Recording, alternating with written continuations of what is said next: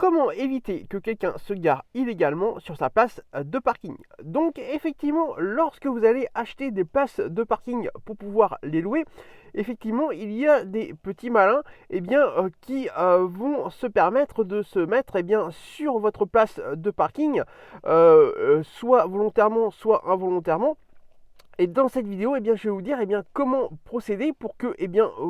vous évitiez ce genre d'incivilité afin que vous puissiez mettre en location tranquillement votre place de parking et que surtout vous ou vos locataires puissent ne pas se faire voler la place de parking que vous avez achetée ou qu'ils louent. Donc la première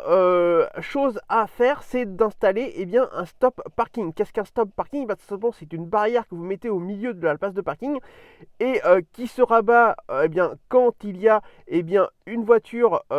qui se met dessus et que vous pouvez relever avec bloquer avec une clé afin de pouvoir que la barrière se mette donc sur la place de parking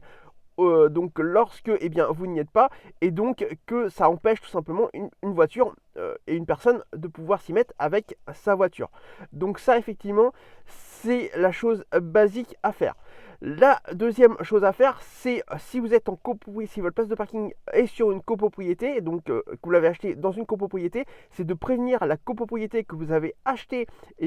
cette place de parking et que vous allez la louer ou qu'elle vient d'être louée, et de les prévenir simplement qu'on évite de se mettre devant ou dessus, puisque elle est maintenant louée ou elle est maintenant achetée et vous allez l'utiliser.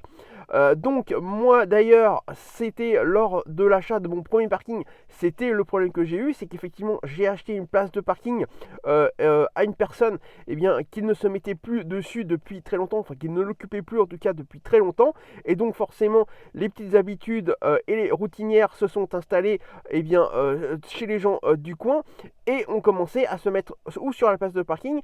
ou devant la place de parking que je venais d'acheter, parce qu'ils savaient que ça faisait très longtemps qu'elle n'était plus occupée. Donc j'ai donc été obligé de prévenir le syndic de copropriété que les personnes ne se mettent plus devant, puisqu'elle venait d'être rachetée et qu'elle allait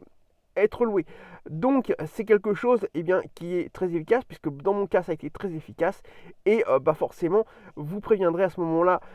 les personnes, et moi de mon côté je n'ai plus de problème. Donc un stop parking et prévenir la copropriété, le syndic de copropriété, et vous n'aurez plus trop de problèmes.